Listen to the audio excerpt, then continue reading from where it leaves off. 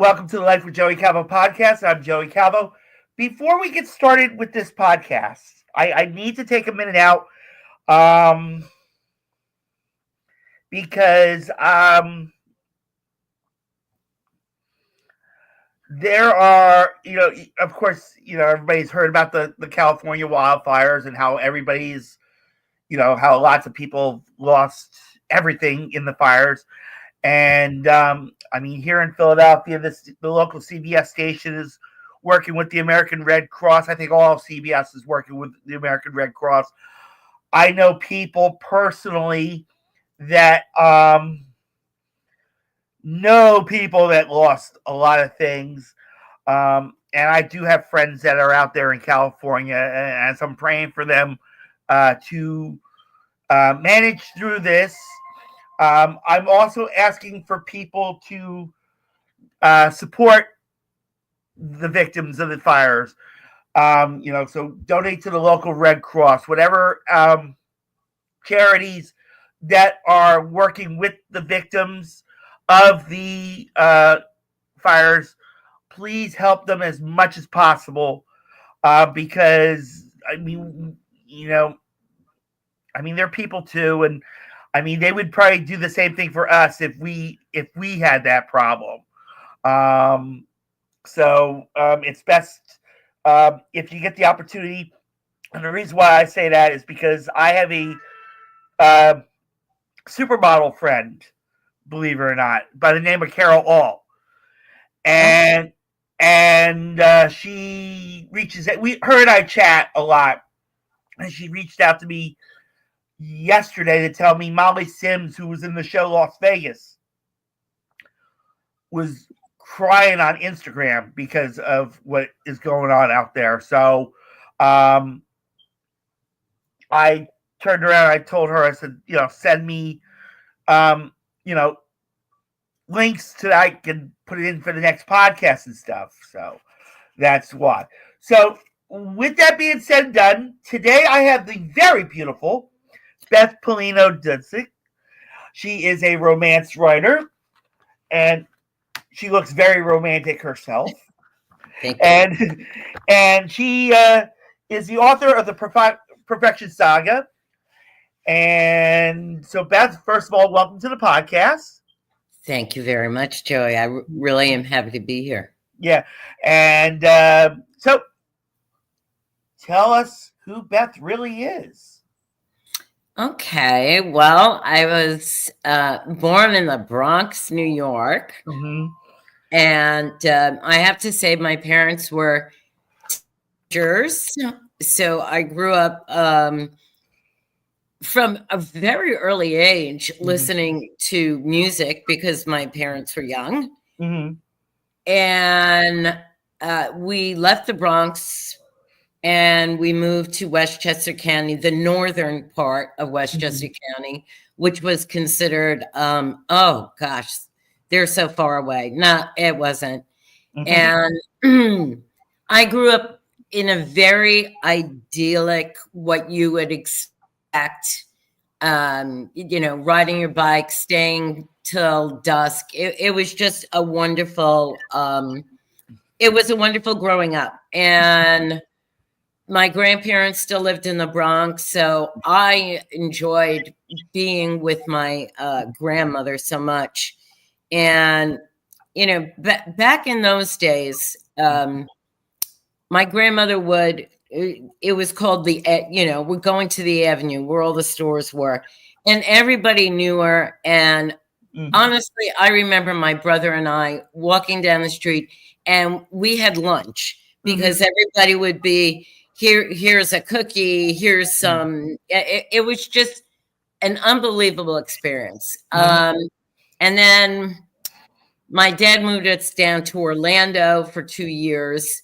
And I forgave him, but I didn't forgive him at that point. And when I moved to Florida, I did learn about a couple of things. Yeah. I learned about, and I hope this is okay to say on your program, because you can say whatever you want. If you need to curse. Yeah, well, anything. So I'm probably curse. Yeah. But I did learn about smoking weed. Mm-hmm. And I learned about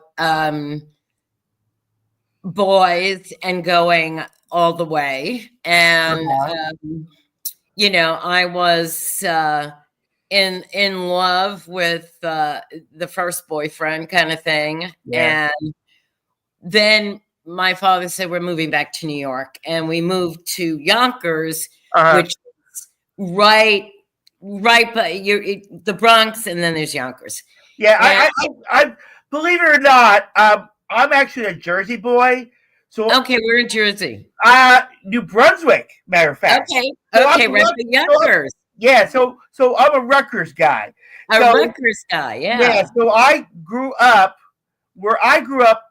I I can walk out my house, my parents' house, walk down the hill because our house had a hill, of course, and you walk down to the hill to the street, and you look to the left, and you would see Rutgers Stadium right there. Sure, I know exactly where it is. Yeah, because it was called Somerset. one of my daughters had a friend that went to Rutgers, so we would go there. And Yeah. my youngest daughter played rugby Uh-huh. in college, so we would go there. And sometimes, my daughters used to love to do the dives, diners, places. Uh-huh. So we did the food trucks Yeah. at Rutgers. Yeah, so The grease trucks. Yes. yes. The infamous. Now, and I'm not. And please don't be offended for what I'm going to say on this, Uh-huh. because at the food trucks, do you remember the fat bitch? I mean, I kind of remember some of those things. I just remember some of the sandwiches, and I looked at my daughters and I said, I don't want to eat a sandwich that's got, mozzarella sticks, and I mean, they were huge. That was the fat bitch. Yeah. Okay. Yeah. Yeah. Oh God. Did I love it? Yeah. And I took my ex-wife and her cousins there one night because I mentioned that, and she was like, you gotta take us there. We gotta try this. And when I told her what it was, she was like, okay. And she tried it, So yeah, my daughters would get the big sandwiches, and I would get something that was very plain and simple. And they said, "That's it." I said, "I'll take a bite of yours, but I'm not eating that. I'm not eating that whole thing." Yeah. Oh. So yeah, I know exactly I'm not exactly where you're from. So yeah. But you know what? Here's the great thing about growing up in that area, living in that area. Mm-hmm. It encompasses parts of Jersey, parts of Connecticut. Uh-huh. It's people say, "Oh, Jersey, different," but we're all the same because we grow up around that New York City area, and it makes us a little. I honestly feel it makes us a little different. Yep. In the way we look at things. Yep. So when we moved back to Yonkers, I probably was about 15, and I, went to a new high school, got friends, and here's the wonderful thing about growing up in this area is that at 15 years old, I was taking the subway, a bus, down to Manhattan and seeing whatever concert that we thought we wanted to go. Yep. At Madison Square Garden, the Beacon Theater. There used to be a place, 14th Street, the Academy of Music, I think. And I don't know. I've been to Madison Square Garden. Matter of fact, I still go to New York once in a while because what I do is I'm a casino freak. And so what I do is I will take the train from Philly to New York, and I'll walk over to the Port Authority bus terminal, and I'll take a bus from there to Bethlehem, Pennsylvania. And So I've walked in Times Square late at night, you know. Of course, It's being cautious, but um, I actually I don't know if I think I put pictures up on Instagram of it, but I went there like for 24. I actually had left Philly on New Year's Eve, got to see Caucus, and it turned into 2024. So by the time I got into the city and walking towards the bus terminal, they in Times Square they already had the Happy New Year 2024, so on and so on.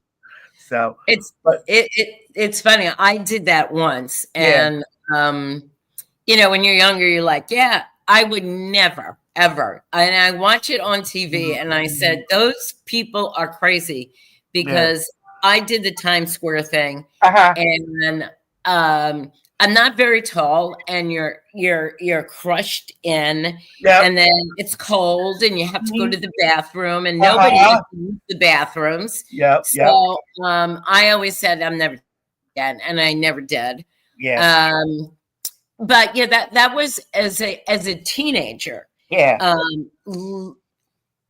I mean, I was born and raised there, but yeah, as a teenager to mhm, have the city, and mhm, then I had an older group of friends, so it's mhm, like, oh, we just saw Jethro Tull, and oh, they're playing in Philly, drive to Philly, or they're yeah, playing in New Haven, and so we would see groups multiple times and just say, let's go to Philly, let's go to New Haven, Connecticut. I mean, yeah. So it was, uh, yeah, well, I have an ironic story for that. You mentioned Jethro Tull. right. Okay, I got like I said, I go to Atlantic City once a month, and I got to see Ian Anderson and Jethro Tull, the remade group version, 50th anniversary at Ocean. I think was in 22 or 23. I had a free ticket to go and got to see them.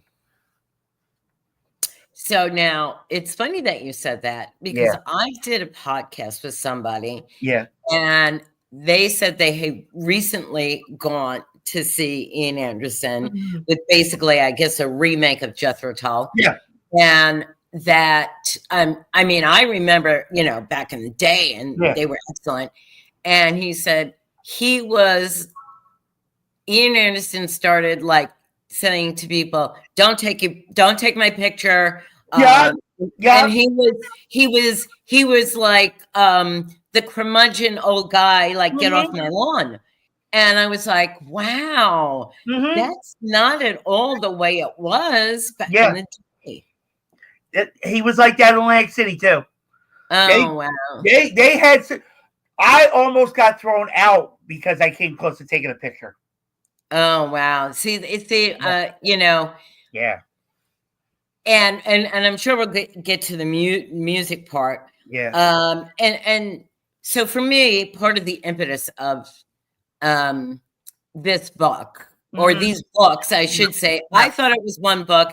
It's ending up being six, yeah, and thank God for me. yeah. But so the club scene in New York was very vibrant Mhm, in the 70s into the 80s.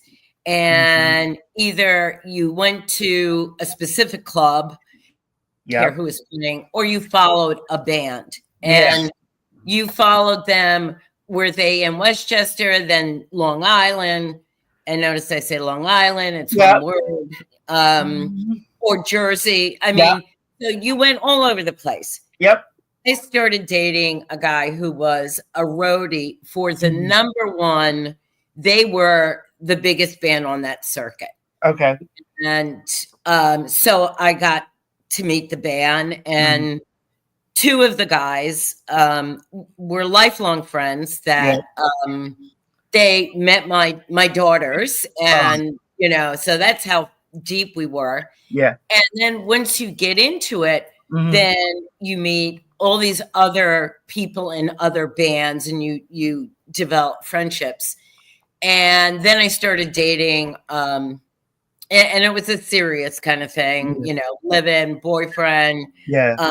And he played for another band, but I still had that very tight friendship. And I had tight friendships with a couple of the bands. Yeah. So then you're immersed in that, and you see, it's not at the big level, right? But you still see the club scene level, and it still is the groupies, the drugs, the backstabbing that goes on too, because of course people poach other people from bands, and who wants a record deal, and it becomes all of that. Yeah. And so I had that, and then I had another foot in a friend and I don't remember how we became friends with him. And he was older than me, and I was going to clubs at 16, right? And my name was always left at the door. And I remember at one time I worked for one of the clubs, and it was my birthday, and the owner of the club was like, "Happy birthday." And he goes, "How old are you?" And I said, "I'm 18," which, was the drinking age back then. And he's like, "You've been working here." And I said, "Just let it go. Just let it go." Yeah. But a friend and I became friends with, he was the promotional manager for a very big record label.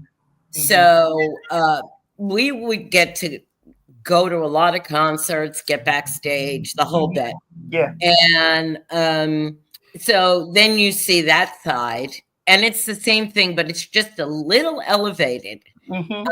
There's a lot more cocaine. I've been at parties where there was a mountain of it, and you're like, really? It's that much? Yeah. And with that, I've met, rockers and people who were big. I always tell this story. We were at this party, and I made my girlfriend leave because we were the only two females at the party. Right. And said, this doesn't feel good. We need to go. And Keith Moon walked in, Keith Moon. Yeah. And he was wearing boxers, and he was so drunk. I mean, and it was like he was coming in, and I said, "We need to go now because we're the only women here, and I feel uncomfortable." So I had a lot of interactions like that. And I'm the type of gal that I can meet a celebrity. And my father owned a limousine company in New York City that only dealt with high-end people. Like he had Paul and Oates, and Henry Winkler was one of his. Wow. He had a lot of those celebrities. And I was like, when he told me, he had Hall and Oates, I said, "Introduce me." Yeah. And my was like, "No." He goes, he said, "You think you want to be," and I said, "No, I do want to be part of that, Dad." But anyway, so I had a lot of interactions, and the way I look at it, and you mentioned Carol Alt, know her. She was married to Ron Duguay. Ron Duguay. I mean, he was like a hunk on the Rangers. Are you kidding? Yeah. It's like, wow, okay. Well, let me let you in on a little secret. Ever since they broke up, she's still involved with hockey, believe it or not, to the point where she is part owner of the Vegas Golden Knights. Oh, okay. And I think they just won the Stanley Cup last year, and they told her at 2:00 in the morning, "Hey, we just won the Stanley Cup." And Well, she's part owner. Yeah. Oh, good for her. I mean, I I mean, you couldn't not know who Carol Alt is. Yeah. But you've met people like that, and my attitude about meeting these people and all of that is, I'm not that fangirl. I'm not that, gushing. I always approach them that you're no different than me, other than people know your name. And,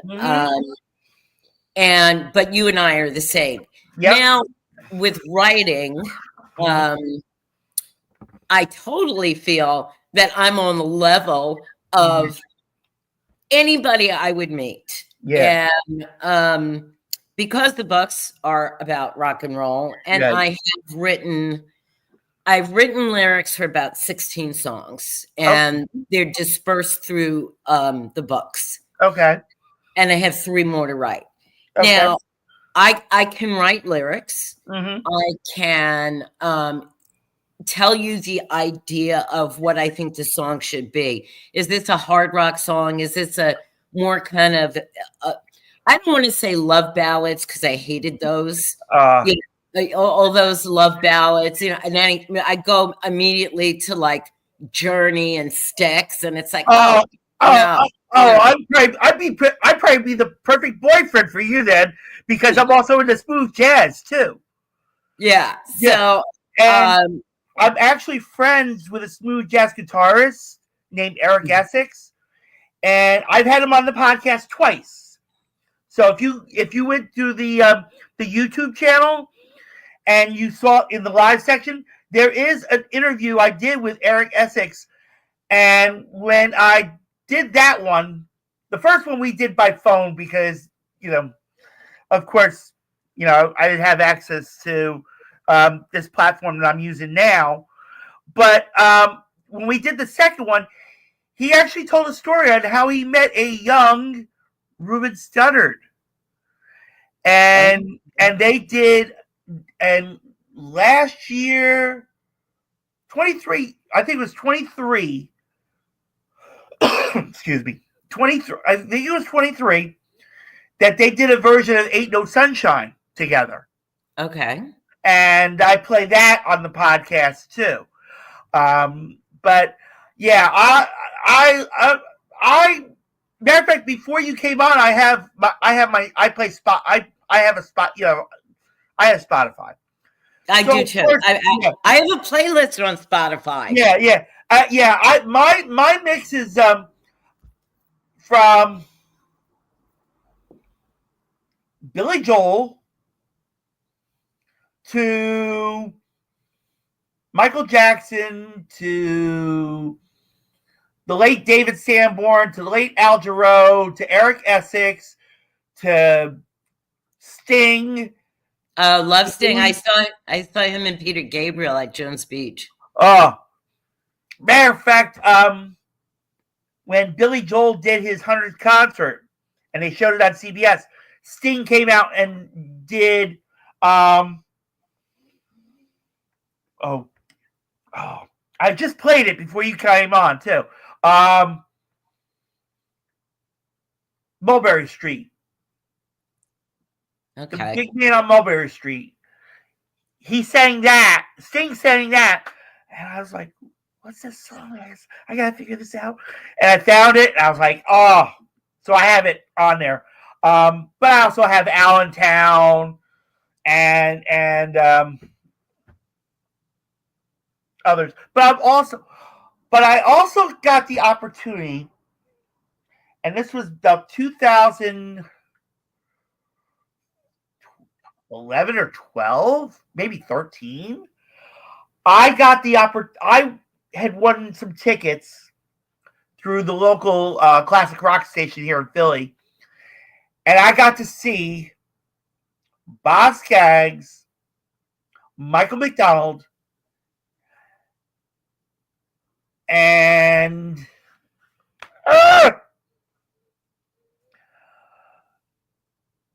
the lead singer, Steely Dan. Okay, I know who you're talking about. Yeah. I can't think of his name. I mean, the brain synapses sometimes. Yeah. So yeah, I got to see them, and I was like, oh, and I would love to see them.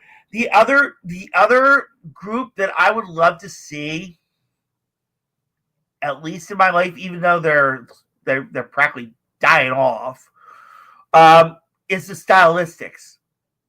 Okay, so you're in a very different, which I appreciate all those people that you have just said. I am the harder rock girl. Oh yeah. Back in the day, it was more the progressive, the Tulls, the Zeppelins, Yeah, Genesis. I'm into those too. I do have them. I'm sure you do. Oh yeah. Oh yeah. I'm all across the spectrum. I'm all across. Yeah. The spectrum. Like I said, and I also even went to like the psychedelic, like the Cure, the psychedelic Furs, NXS. And I love NXS. As a matter of fact, I have a lot of on my Spotify playlist. Yeah. Because the playlist, if I go into the book a little bit, yeah, please do. She ends up singing with her cousin's band, and so when I take that singing part, back in those days, did I want to sing? And a couple of girlfriends and we were going to start our own band because we were all girlfriends of guys in the band. So we said we could do it. Yeah, like the Go-Go's and the Spice Girls. No, but we were harder. Like, yeah. But my thing is, and I wrote this in my character because I will say that my character in the book is a lot like me. Okay, we'll just say a lot like me, but it is fiction. Yeah, it is fiction. Okay. She only wants to sing songs that the guy sings. She doesn't want to sing chick songs. Okay, right. So anything that was Stevie Nicks, Heart, Captain Heart, that was out. Yeah. She's like, I'm going to sing NXS. I'm going to sing Led Zeppelin. I'm going to sing what you guys sing. And her thing when she opens up the show is she does a cover when they get to a certain point. And she does fall in love with the lead singer guitarist from another band. Okay. And it's the story of how they make that work and then and how they're propelled. And so I go over 20 years. Now, at one point, did I want to sing in a band? Yes. Yeah. Well, we're gonna get to stuff like that in a moment because but I will say, go ahead. I did not have the confidence when you're younger. You and women do this a lot. You don't have the confidence. You are afraid to take that step because it's a big step. Right. And then, am I good enough? Am I pretty enough? Am I, so all those things come into play. And if anything feels uncomfortable, you do not take that loop. You don't. Yeah. I do that with my personal life. It's like if someone feels uncomfortable around me, it's like I'll apologize and I'll walk away because I don't want to make it any worse, in reference to that. I do want to stop you there for a minute because, like I said, as we're going through all this, I do want to bring up those questions that let's do it. So that way we can work from there. So of course, questions were sent to you, and I'm going to introduce you to that number one fan, that number one supporter. This is American Fox, who sent you the questions. Okay. And so the first question, we kind of touched on these already, but it's going to be a refresher in reference to it.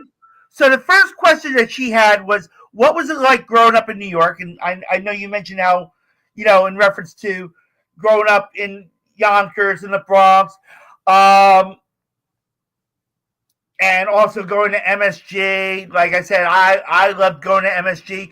I actually went to Yonkers Raceway because it became a casino. Yes. Because it became a casino.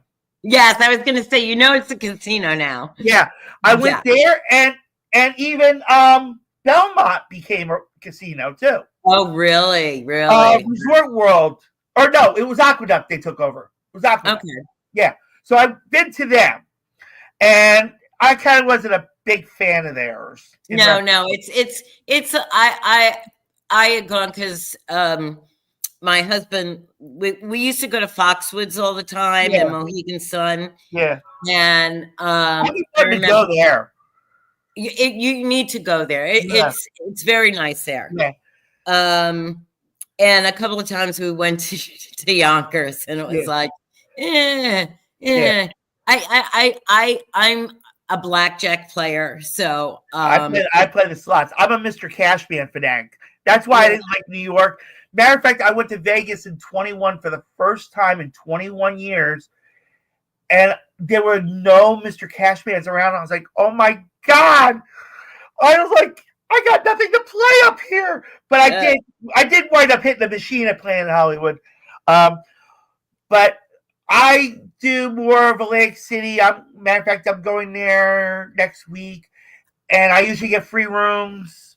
So I got a room down in Atlantic City, and I always try to get an ocean view room. You're a comp guy. You're a comp guy. Yeah. You know so much that they comp you. Yeah. But I'll tell you, Beth, and I'm being brutally honest, if I had a person like you, I wouldn't even need to be near the slots. Because the room that I attempt to get when I go is more of, I try to get an ocean view room. Mm-hmm. And I try to be, and I apologize if this makes you feel uncomfortable. Or no, nothing makes me feel uncomfortable, Joe. But I like to be romantic, and I miss the romanticism. I really do.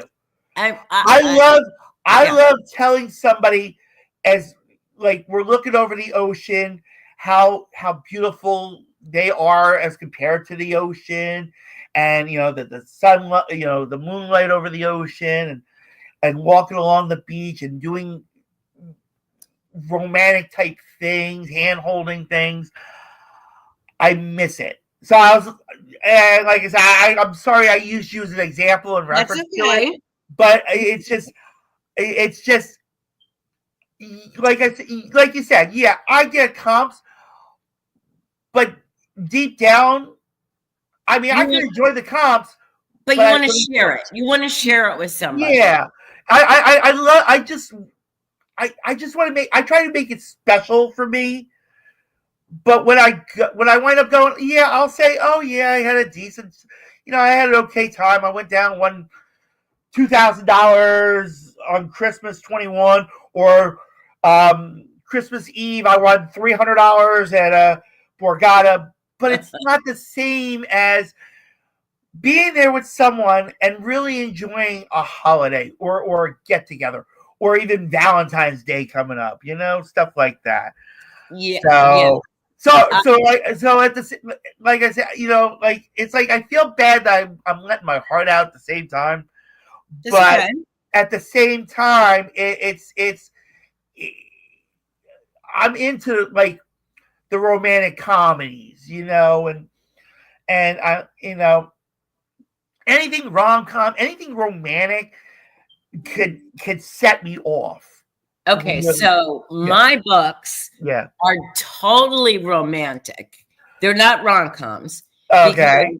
I go through, and don't forget, it's got the music industry. And so we're going, like my second book is very much a roller coaster ride. Okay. Like there's the highs, there's the lows. But the one thing that will be, and it doesn't mean that everything is always so rosy, right? Is the love between the female and the male lead. Mhm. That their love is it's powerful, it's strong. Yeah. I have a very high sexual content in all my books. So No, wait a minute. Before we get to that, okay. you said that this female character is like you. So Yes. you're stating, and this would intrigue me on a personal level. Okay. So you're saying that the content that you put into the book that you based on yourself. Well, I didn't base it on myself. I based parts. Yeah, but so okay, so all right, so we won't say that part that you just said about the high sexual content was on you. Well, I would have liked it to. Okay, we'll go. All right, so that brings to the second question then from American Comics is, give me a moment. There we go.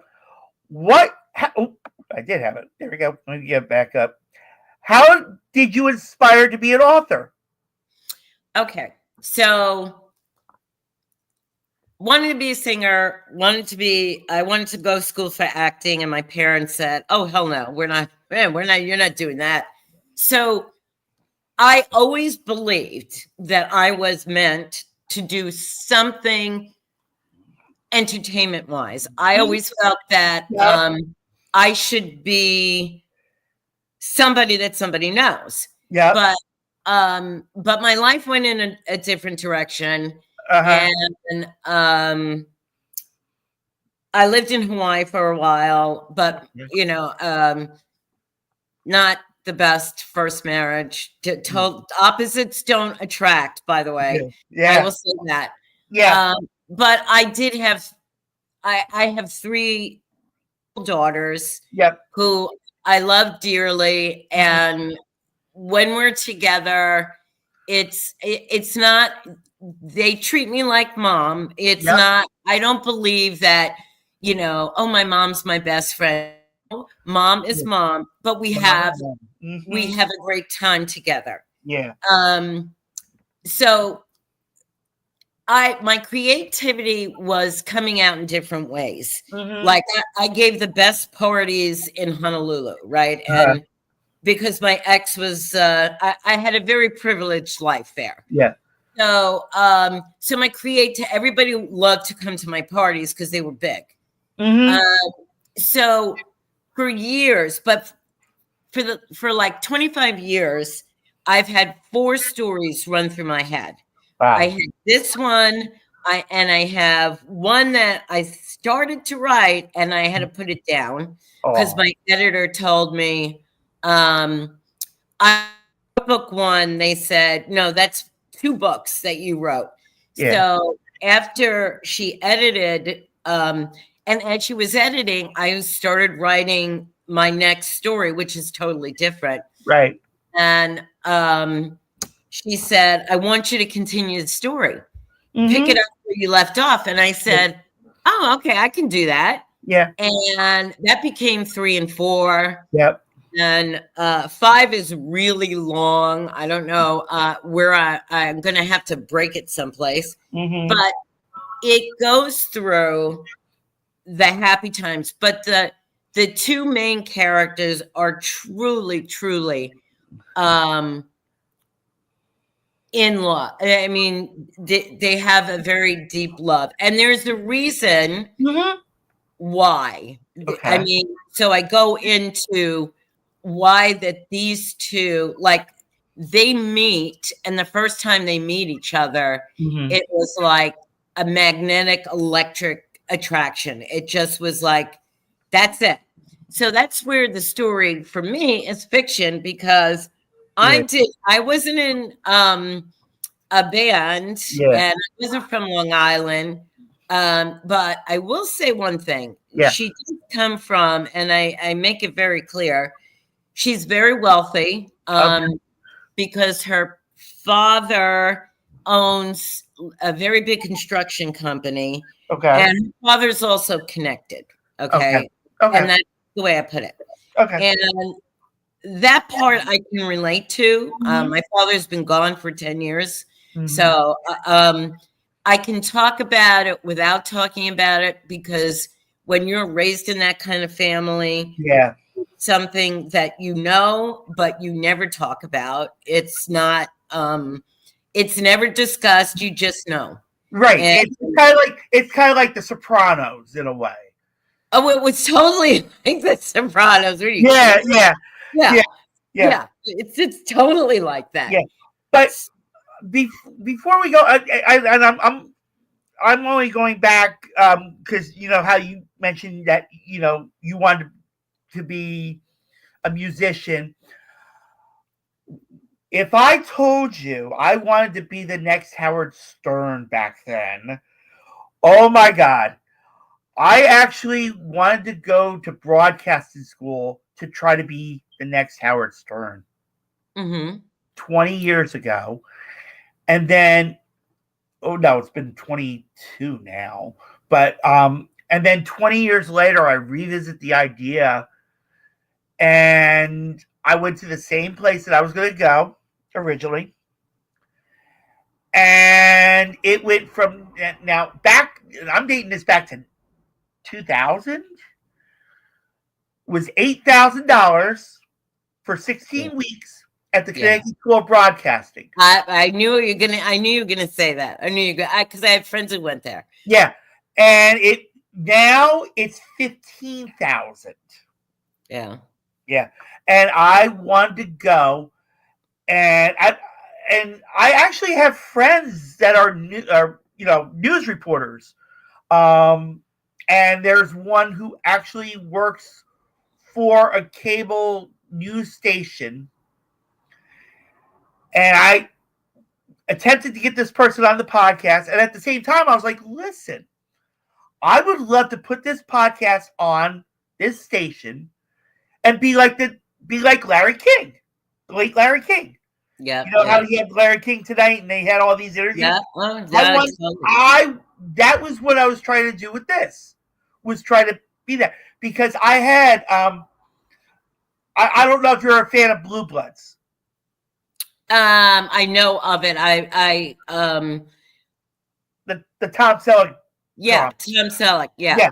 I actually had, and he is actually on the YouTube channel. I had Gregory Jabbar, who played Deputy Commissioner Garrett Moore. And that was the day that William Shatner went to space. And we talked for an hour and 15 minutes. And at the same time, we were both watching William Shatner go to space.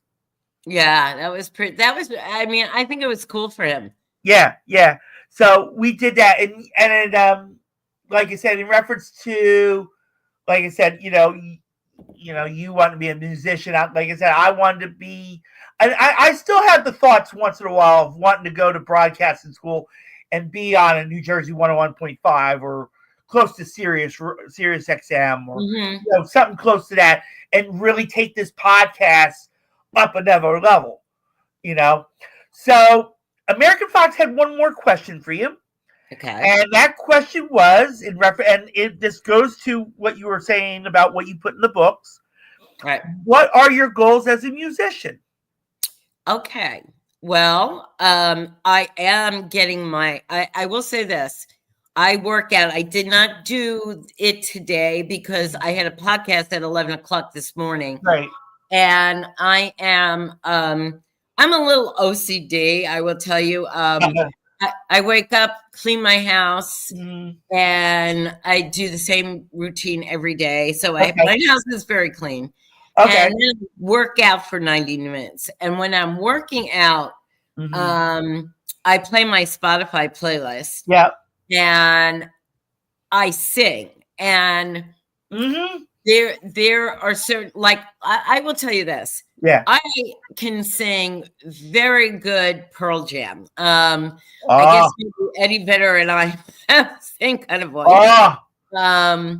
And In Excess is another band that I can sing well because my voice has gotten in a lower register. So there are some songs that challenge me, like Evanescence, Call Me When You're Sober. So I need to hit those high notes. So while I'm working out, I'm singing. I can also do a couple of Nickelback songs really well. Right. And hoping to get the chance to meet up with Chad and say, you co-write with a lot of people. I got some songs. Let's do this. So what I expect now, so yes, I'm getting my voice to a certain point where I would feel comfortable, but I listen to like Caesar and Theory of a Dead Man. So I'm in that kind of vibe, right? But I do like the classics. Like I can sing Houses of the Holy. Yeah. Very well. Very well. Let me stop. The only reason why I would stop you there is and this is how I think we both could feel sometimes. Like we're doing this. Hold on.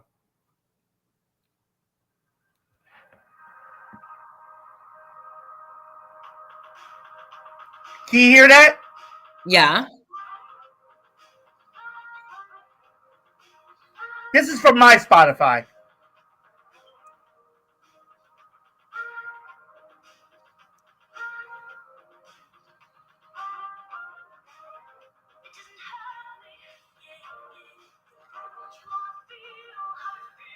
Did you ever hear this one? That's familiar to me. Yeah. Is that wait, the singer, is she that English girl, Kate? Kate Bush, yeah. Yes.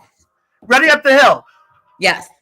She did a lot of stuff with Peter Gabriel when he left. Yeah. There's a couple of songs they did together. And then there's my NXS song. This is my favorite one of them all.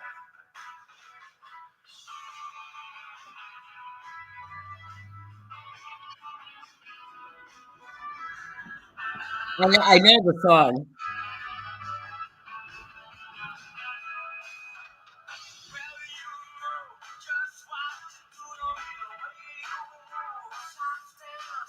I mean, I think they're great. Yeah. They're just great. I'll tell you, although I can sing Need You Tonight. Yeah. And but my two favorite songs are Never Tear Us Apart, which right. I do. Yeah. And Mystify. Well, this is the one thing. Yeah. Yeah. And then I have, hold on, I'm enjoying this. Here. Yeah, you want to talk about classic rock? Here we go.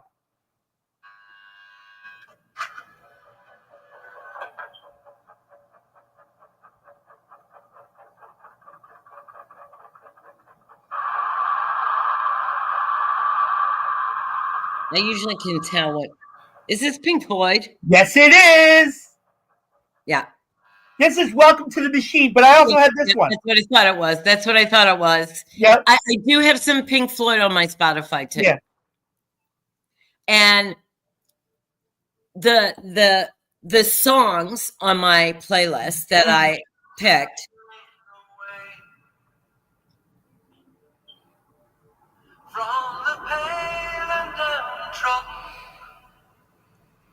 I'm trying to think of who this is. It's Pink Floyd. This was earlier Pink Floyd. This was before Dark Side of the Moon. Yeah, yeah. See, I know. Usually, I can tell within the first couple of beats, and every band has their own sound, right? Yeah. Mm-hmm. And usually, you can tell by the guitars. Pink Floyd obviously is a different way. Love Pink Floyd. Yep. So I do have a couple of Pink Floyd songs on my playlist. Yeah. The playlist is either a song that the lead female sings, and sometimes she sings it with her the male, because I don't want to ruin it for readers, because Right. book one leaves you in a cliffhanger to Right. bring you into book two. Right. So, and so there are certain songs they sing together. Yeah. Then there are songs that relate to there's an event that happens and her parents are dancing. And Okay. the song they're dancing to is Stevie Wonder's "You Are the Sunshine of My Life." And Yeah, you had to mention Steve. I have him on my Spotify too. well, I mean, it sounds like we're well-rounded, right? Yeah. I mean, It's almost like it's almost like right now. And like I said, and I'm apologizing again if it feels odd. no, But it feels like the old the late Chuck Woolery Love Connection. You know? Oh, yeah. I mean, between like the Jethro Tull, because I have Aqualung on my Spotify. well, Aqualung, but you know which one is also good? I mean, Aqualung is the quintessential. Yes. But thick as a brick. I like that one too. I do like that one. It's just I have one. It's called the playlist I have is I call it a mood playlist because I was diagnosed with anxiety and depression, so I kind of had that negativity on myself. So most of these songs that I have on here all like hit me, this is who you are, even though everybody says I'm not, but it's hard to tell that person who was belittled in the past and picked on and put down, and you try telling that person, yeah, you're great, you're handsome, you're amazing, and I'll say, yeah, right, but it's the self-doubt, yeah. And we all suffer from it. You said I have, and I said I'm OCD about certain things, and I was diagnosed with lupus years ago, right? But for me, it's not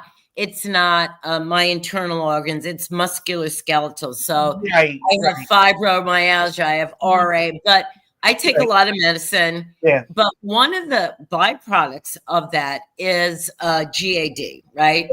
So I take anxiety medication, which helps me drive because I have a thing about driving on the interstates and the New Jersey Turnpike. Of course, one of the reasons that I had that because it never used to bother me, and I would take my girls to Newark Airport when they went to Hawaii to see their father. Yeah, and no big deal. And then all of a sudden, it started to be a big deal. And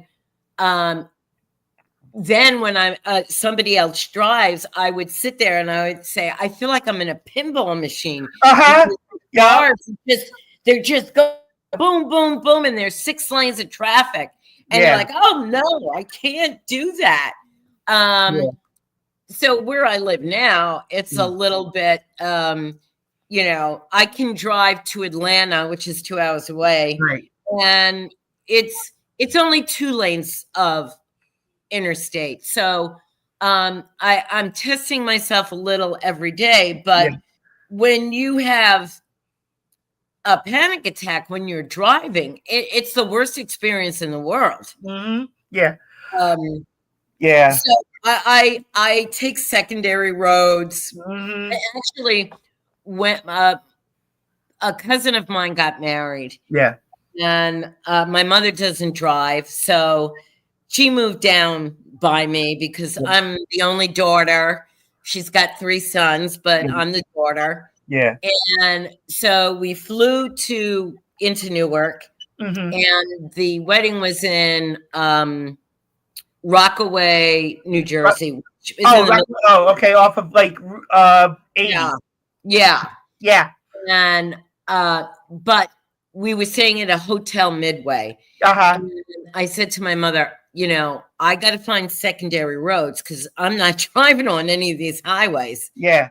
And I got there, and then I got to the event, but I take, I'd rather drive through a little village and a little town and wander my way, and I'll get there. Maybe I'll get there 20 minutes longer, but I feel comfortable. Yeah. And anxiety disorder is a because you never know when it's going to come up. Right. And there's so many things that can trigger it. Right. And but I think I have it managed. There are some things that freak me out, but I will say that writing the book, and the question is what inspired me. Yeah. It was like the story was in my head for so long, and it was like snippets. Like it would be, the best way I can describe it is black and white scenes, right? And it would be a clip, clip, clip, clip, clip. Yep. And I'd be like, I should write this story. And I was saying it for like 20 years. And one day, and this is, I am not exaggerating, and I've told this story many times, cleaning my house. And then I started seeing the story in color. And the characters had names where they didn't before. And I was like, okay, well, I don't know what's happening. And I turned on the shower to take my shower. And literally, as the water is pouring over me, this story just came to me. And I said, holy shit, I got to get the computer and sit down and write it. It's like, it's time. It's been in your head. Just write it. And now is your time to be that author that, if I hook up with a great musician, or, it could be different bands. It could be there's many songs. So I don't care. Like, I'll work with, I'm easy to work with.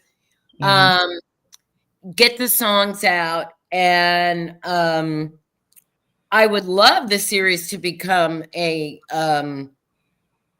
like a Netflix and Amazon Prime limited series. I think it's perfect for that. And so it's like, well, then I've achieved what I wanted to do. And I didn't think of it at first when I was writing it. And then I have a great team, which I'm self-published, and I don't know if you know anything about that. There's a lot of scammers, and I can't you, but I found, and there aren't many reputable people out there. And I found a woman who's my publishing consultant who hooked me up. I interviewed editors, and I found my editor. And the artist who does my book covers, and she does my website, and my marketing person. So I have a great team of people who make my books professional. Well, in reference to mine, you had mentioned earlier, how your father owned a limousine company. That was one goal I had, because I was a taxi driver in Jersey, between Rutgers and where I grew up in Somerset, for years. So I had, in 1999, believe it or not, the last relationship I had actually convinced me, well, since you love driving a taxi so much, start your own. I was like, okay. And the ball had started to roll. That relationship fell apart. I got married, and the idea came, and we wound up moving to Philadelphia. And when we moved to Philadelphia, I was like, okay, so I got to look into a taxi here. Well, of course, the taxis here, you have to have a medallion, and a medallion was like $200,000. Just like New York City. Yeah. Although now with Uber Yeah. and Lyft, I don't know how that works. Yeah. Yeah. Uber and Lyft, you have to have, um, you actually have to have like kind of a clean life to Yeah, really be an I Uber. get you. Yeah. I get you. So that kind of knocked me out. But so now, I mentioned earlier about how I go to the casinos. So, make a long story short, there was a company that used to go to the place I went to in Bethlehem from Philly. Well, before I had bought a ticket, a couple days after I bought the ticket, the company went out of business. So for the past 5-6 years, I've been working on attempting to get something like that going. So in reference to that, I actually found a song that actually makes me realize like where I'm at in reference to it. And you might have heard this song.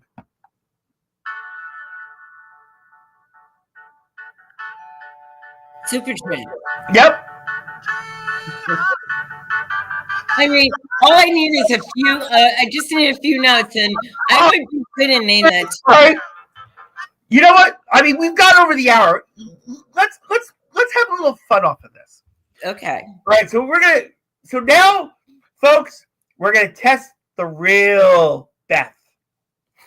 Not Okay. not the characters in her book. Not Beth. So Right. here we go. We're gonna do name that tune, huh? Yep. All right.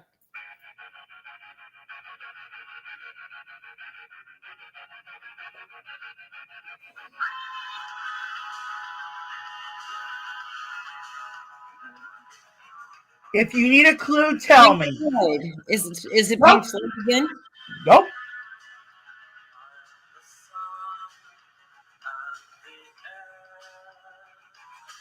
Oh, it's one of those English bands. Yep. It's not Oasis or anything like that, is it? No. See, like some of that stuff I did not listen to. Okay. That was the Smiths. Remember remember the show Charmed? Yes. Oh, my daughters love that. They think they're charmed, okay? Okay. They think they're three witches. Listen to the theme song. This was the theme song. Okay, you're right. Now that you connected the dots for me, my daughters would have gotten it. They would be like, "Mom, that's Charmed." Yeah.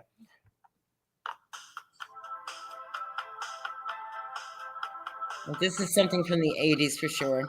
Yep. Come on.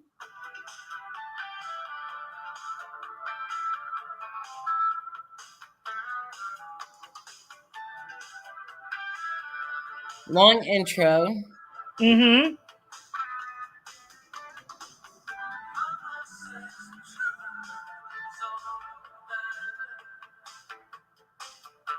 I don't know. I feel like I'm in a John Hughes movie. Okay. He was in the group Roxette. His name was Brian Ferry. Oh, Brian Ferry. Oh, I went to see Brian Ferry. Yeah. This is Don't Stop the Dance. Yeah, okay. I saw Brian Ferry, I think, with the New York Dolls or something like that. Okay. All right. Now I'm going to throw you for a loop on this one. Okay.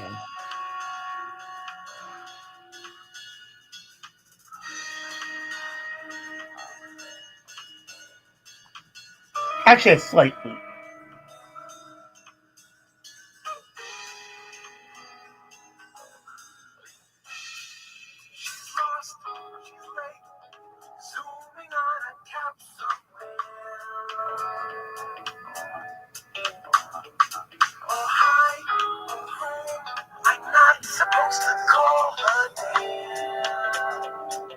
It's an Englishman, isn't it? Nope. No? Nope. I don't know. I don't know that one. I mentioned this person earlier. Is it your friend that plays the jazzy music? No. Oh no, you wouldn't have heard voices. Oh, okay. I told you I had won tickets to a concert and got to see Michael McDonald. Okay. It was Donald Fagen and Steely Dan. Okay. And this was Now, past. if it was Steely Dan, I would know. Yeah, it was Steely Dan, yes. But I'm going to really throw you for a loop. Okay. You're trying to make me, like, I'm usually good at this. Yeah. Oh, no. This one's really going to get you. Okay. I mean, when I first heard this, I didn't even know who it was. Oh, so you're throwing me a wrench right now. You're throwing me under the bus. We're having fun off of it, though. We are having a grand time off of it. It's okay. But this one, I gotta find it. Where are you? Because I know you're in my list. I should do that. I should do some of my songs that I have. Mm-hmm. Like, I can't do it on my computer because, but I could do it off my phone. All right, I'll do this one first. Okay.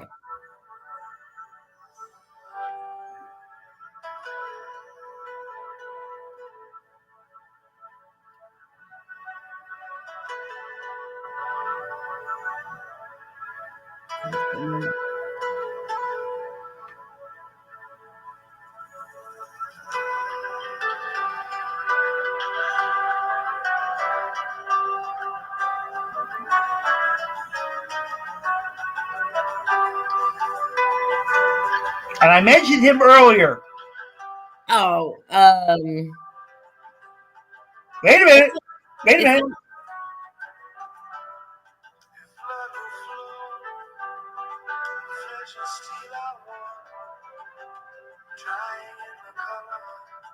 Well, it's not Michael McDonald. But no.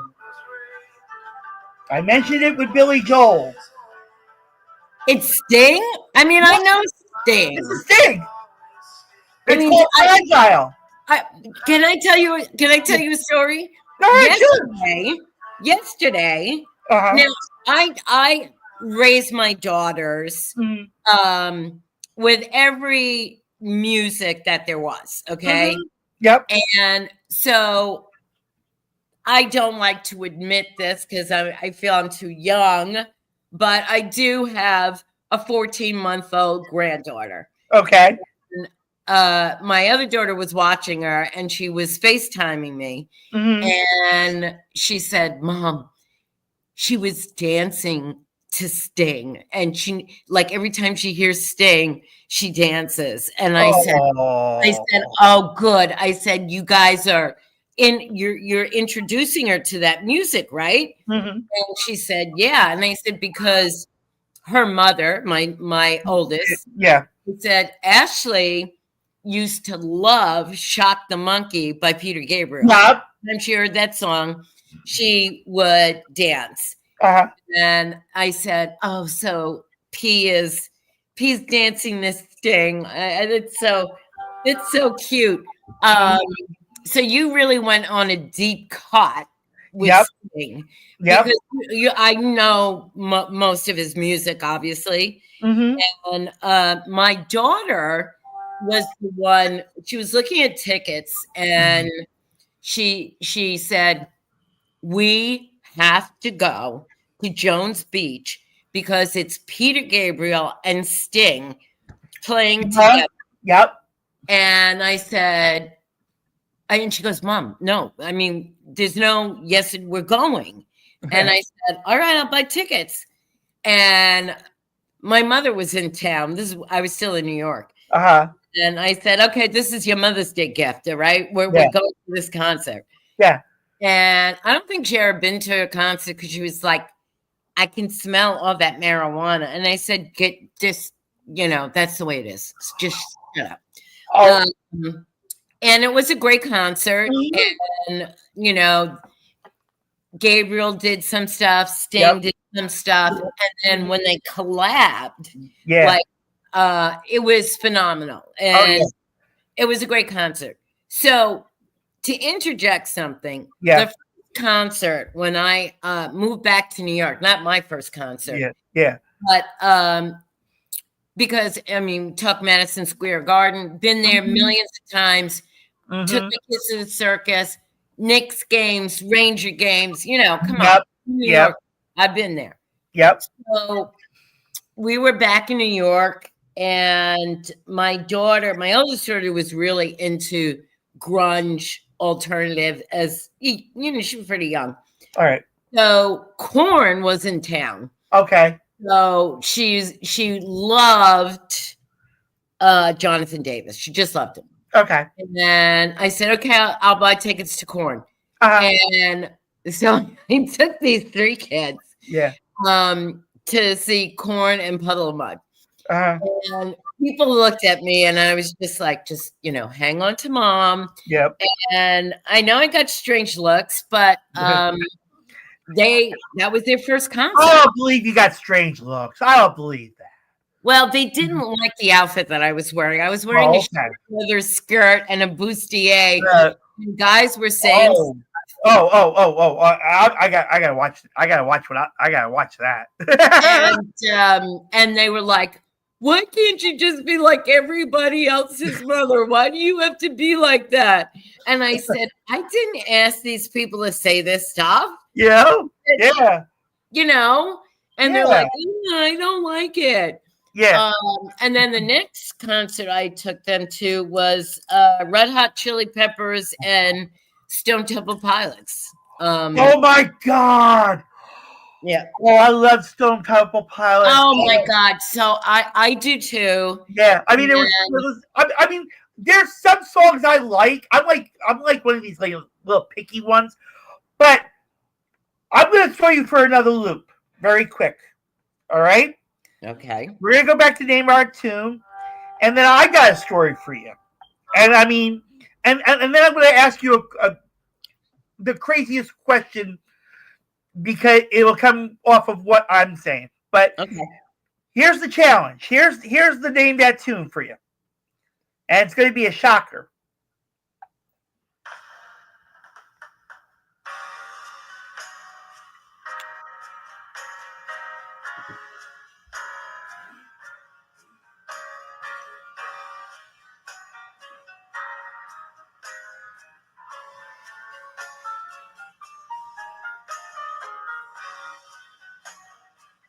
There's too much piano for it to be SPG for sure. Wait a minute. This threw me for a loop too when I first heard it, though.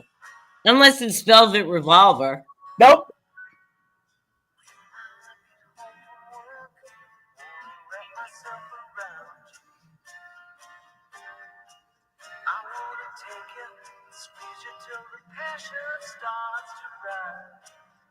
Is this early Scott Weiland? No! It's not even Scott Weiland. I don't know. I don't know. Okay. You're gonna shit bricks after I tell you that. Okay. Alice Cooper. Oh, okay, yeah. Alice Cooper did get mellow. This was called You and Me. When I first heard this, I didn't think it was Alice Cooper. I really didn't. Yeah, I mean, I was like, this was Alice Cooper? I was like, no. I mean, school's out for summer. That's one song, but You and Me? I was like, whoa. I was like, where the hell did that come from? I didn't know. I do know, like, he still tours. Oh, yeah. And I do want to say that about what's going on in music right now. Yeah. If you notice, and I keep a very firm watch of who's touring. Yeah. And all the rock festivals because I actually want to have a booth and sell my book and T-shirts. Yeah. But and there's a couple of festivals I'd like to go to. But I am seeing, and I'm sure you see it, there are bands like Creed, Incubus, the resurgence of Stone Temple Pilots, which Linkin Park with that chick that's now singing. which I Okay. don't know if I like. I mean, Linkin Park is Chester Bennington. I don't Yeah. care what anybody says. Yeah. But a lot of these bands from the 1990s Yep. or in 2000s, people are discovering their music. And here's the thing that Yeah. people don't understand is that bands make money touring now. Yeah. I look at Taylor Swift. Yep. Gotta give her kudos. Oh yeah. Yeah. I like her music and Yep. I don't have a problem with it. Okay. And I'm a hard rock girl, Yep. and I think good for you, Taylor Swift. You go. Yeah. But the resurgence, and you got to take the Stones out of it, because the Stones, I've seen them 3 times, Yeah. and I've seen them good, bad, and oh my God, get off the stage already! It's too much. It's too much to just. I know you guys don't want to stop. Yeah. But that's where they make their money. So that's why you're seeing like these guys get back together, because they're like Guns N' Roses, Motley Crue. All these guys are going back. I'm gonna stop you at Motley Crue. I don't like Motley Crue. But I'm just telling you, I never listened to their music. Okay. I do know some of their songs that are popular, but I do not. That genre, like Guns N' Roses, Motley Crue, Poison, all those bands, did not like. Okay. Didn't listen. Remember, I said I was going to tell you a story. Speaking of Motley Crue, yes, I am going to date this back to 1988. Okay. When this person that I took wound up being my prom date for my senior prom, she was into Motley Crue. So we drove all the way out to the Nassau Coliseum. Oh, yes. Your Nassau Coliseum. Yes. Mm-hmm. And got to see them in person. Except for one thing. I fell asleep during the concert. Oh my God. When I woke up, Tommy Lee was over my head with the drum. Oh my God, Tommy Lee. And my prom date was like, I literally like embarrassed her. But I also drove 3.5 hours to get there. Yes, you did, because I know exactly the route you took. Yeah, and I felt so bad, so I turned around and I took her to see Motley Crue again at what's now it's now actually the former Brendan Byrne Arena / Izod Arena, and blah blah blah. It's now a TV studio. Okay. It's I think I know where it is. At the Meadowlands. Yeah. Yep. So I took her to again to see it. I stayed awake. I got to see the whole concert. I got to enjoy it. Well, she kind of like went from where we were sitting all the way up to the nosebleed seats and smoked marijuana. And that was the whole time. And of course, things fizzled out. Now, in reference to hard rock, heavy metal music, I'm going to introduce you to a group that I have had on the podcast. And if it's too heavy, like I judge it by serious. Yeah. If it's on Octane, I don't like it. If it's on Lithium or maybe.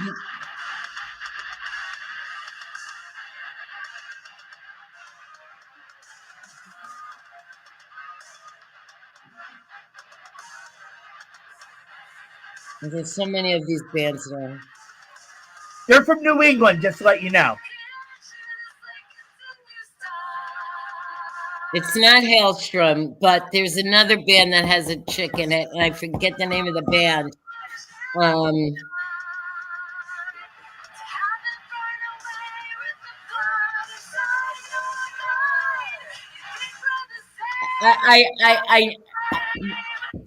I don't know what the name of the band is because. Oh, I was going to. No, I was introducing you to them. Okay. The name of the group is called Sepsis. Sepsis. Okay, well, that's They're from interesting. New England. They have been on the podcast. I became friends with them, and they were in Atlantic City 2 years ago for 420. Matter of fact, to be precise. But yeah, they have. When you go on your Spotify, type in Sepsis, and that song was called "Yesterday Isn't Me." Okay. Or if you get the chance and you go on the YouTube channel, this YouTube channel, I have them. I did an interview with the lead singer, who was actually deaf in one year, from all the the loud music back then. She's kind of now more part of the band, but at the time she was the merchandise assistant. But it was, and I played those songs, and believe me, that was like the most watched. I can't say the most watched, but like all their fans, as soon as they found out they were coming on, they were all on the channel. They all were asking questions. We had it rocking. Had it rocking. I do have a YouTube channel, but I put my TikTok reels, and I used to do them all the time. Mm-hmm. But my marketing person, I call her my marketing guru, is like, maybe not so much, when you have something to say. And, I have to sex it up a little bit too. Okay. So now, in reference to that, I'm going to ask you something personal. Okay. And I told you my story in reference to rock concerts. Mm-hmm. And I will say I actually got to see Cher. I got to see Shania Twain. I got to see Sarah McLachlan. And okay. No Cher. I don't like. Yeah. But the question I have, and I told you how I fell asleep. Mm-hmm. And again, if it's too deep, you don't have to answer it. No, go ahead. Right. I have lots of stories. Craziest thing that happened to you at a rock concert? Oh, okay. The craziest thing that happened to me. Well, I have a similar story at the same venue. Uh-huh.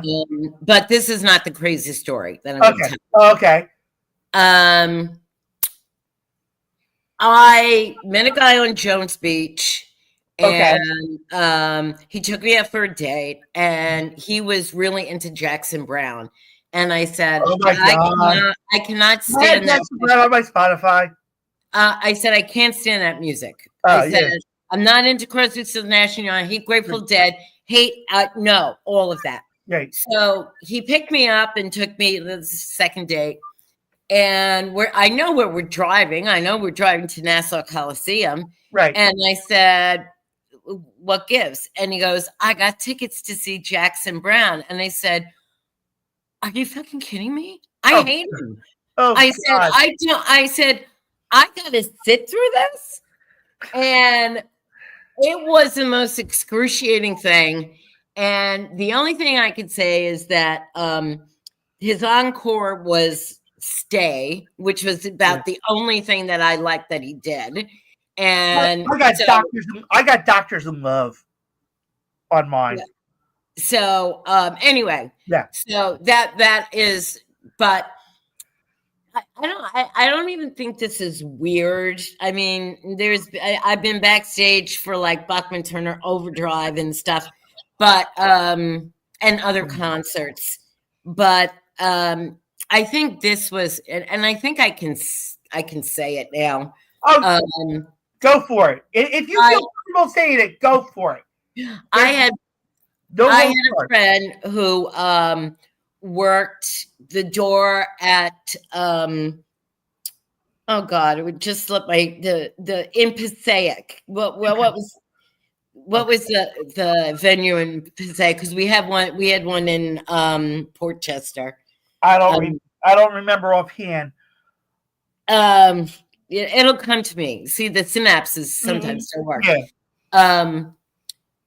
So Journey was playing there, and it's before Journey got big. Okay. Oh wow. I had music, and I was there with the person that I was dating, who was a real piece of work. But anyway, so our friend was like, "Yeah, come on, backstage passes." So, there's always a well, right? Yeah. So I was able to take pictures and all this, blah, blah, blah, blah. Yeah. So go backstage, the band comes off, and the guitar player, which people will know who he is, I'm not going to say his name. Okay. Came up to me and he said, "Hey, what are you doing? We're all, going back to the hotel. Why don't you come?" And I was like, okay. Now, meanwhile, I'm there with what I think is my boyfriend. Yeah. And he says to me, this is before cell phones. Nobody has. Yep. And he said, "You should go." And I said, like, what? Were you prostituting me out to, blank? I'll just say Neil. Say Neil. Yeah. And then he goes, "Well, when you get there, call me." I said, "Where am I going to call you?" And he said, I'll stay. Oh, Capitol Theater in Passaic. Yep. Yeah. And the synapses, click, click, click. Yep. And I said, "No, I'm not doing that." I said, "If I'm going to go there and he's inviting me, I'm not having you come." Yeah. So that was crazy. The Korn concert was a little crazy. I should have clarified it more of, well, the concert was crazy. I will say, I'll tell you quickly. I was looking for something like, well, I shouldn't have said that, but go ahead. I'll let you go on with Korn. Okay, so I'm there, and I had 5 seats because I thought somebody was going to come. So I was like, "Hey, you know what? It's cool. I got the 5 seats. I got the 3 girls." Yeah. So we're sitting in our seats, and this guy and his very, and I'm not body shaming anybody and I accept people for what they are. Right. But this girl was huge, and she was drunk, and she was comatose. And she sat in the seat, which was all the way back and hitting I think she was 8 years old, my youngest daughter, and her head was in her lap. So I said to her boyfriend, I said, "Hey," I said, "get your girlfriend out of my daughter's lap." I'm being New York now, right? Yeah, of course. I'm like, "Get her head." I said, "If she is like this, get the hell out." Yeah. And so he got, a little perturbed at me. And I said, "Look, I ain't playing with you." I said, "Get her head out of my daughter's lap." And I said, "Do it now." And he goes, "Well, you want to start something?" I said, "Oh," I said, "Here we go." I said, "What, you want to fight me?" I said, "Let's go." And then I turned around to everybody behind me. I said, "This guy wants to fight me." I said, do you got my back?" And everybody's like, "Yeah." And I'm like, "Let's go." Oh. Oh wow. They moved their seats after that. Oh, that's like that's a New York story. Of course. And And you know how, like, you growing up in New York and I'm growing up in New Jersey, and in North Jersey, or no, excuse me, I lived in Central Jersey, and yes, we have finally proven. Even the governor of New Jersey has admitted there is a Central Jersey now. There always was in my mind. Yeah, but there was always a debate between North and South, never Central. That Central never existed. Central's more northern. Yeah. The southern part of Jersey is, I think of the beaches, Cape Bay, all, Cherry Hill is, yeah. So, being that I grew up in New Brunswick and all that, and, besides being a Rutgers fan, how most people either was a Yankees fan or a Mets fan or a Giants fan or a Jets fan. Well, yeah, I was a Mets fan. I was a Devils fan. I was a New Jersey Nets / Brooklyn Nets now. Okay, right. Let me talk about sports with you. So go ahead. Oh yeah. Like I said, that when we first started talking, I got so very interested in you. Believe it or not, I'm in it, folks. This woman actually had me interested. Really? So, I mean, you heard me compliment how beautiful she is and everything. Thank you. And I was like, damn. I was like, oh, I gotta get to know her big time. How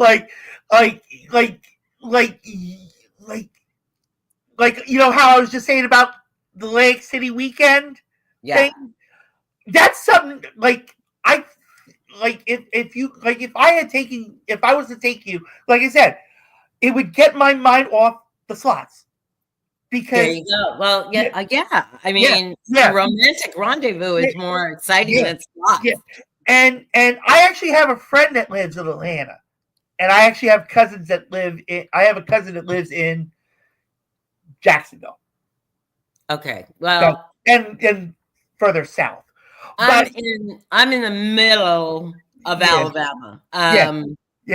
Literally, I'm in the middle. Yeah. But okay, so let's talk sports. Yeah. So now I'm a sports fan. I grew up with 3 brothers, and I'm the oldest. Okay. So my house revolved around my brothers playing, and one of my brothers was all state and all that. He was a good football player. Yeah. But I was raised, and I'm sorry to say this, but being from the Bronx, my father was a huge Yankee fan.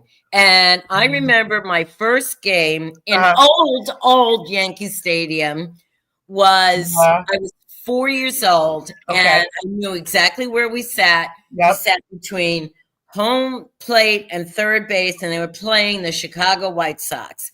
And I thought that was great. Now, my father, back in the day, you could go to the box office, and he would tip the guy. Now, you got to remember who my father is, right? Yeah. Yep. Tip the guy, and then we would get box seats. We went to that day. We went to Old Timers Day. We went to any of those. Boston, let's go. We're going. Yeah. So, and then my mother has a twin sister, and they always lived very close to us, and they were Met fans. So we would go to Shea Stadium. Yes. So, well, you're talking to a Mets fan. Okay, I have no hate to the Mets. Yeah. Only if they play the Yankees. You know, I don't root for them, but I don't root against them. Yeah. But now here's the big thing. I remember Super Bowl III, and my father, being like, "Oh my God, I remember the game." Yeah. But I am a New York Jet / Giant fan. I love both the teams. I'm a big time fan. And as a matter of fact, my car, the license plate is NYC Lady. Yeah. And on one side I have a Giant sticker, and on the other side I have a Jet sticker. My condolences to you. Excuse me? I said my condolences to you. Yeah. and I'm a big Ranger fan. My brother, who is closest in age to me, had Ranger season tickets, and I lost my brother a couple of years ago because he had Alzheimer's and he died very young. Yeah. And so now I think of the Rangers. I think of my brother. He would take my daughters, so sports fan, remember the Knicks when they were good? Oh yeah.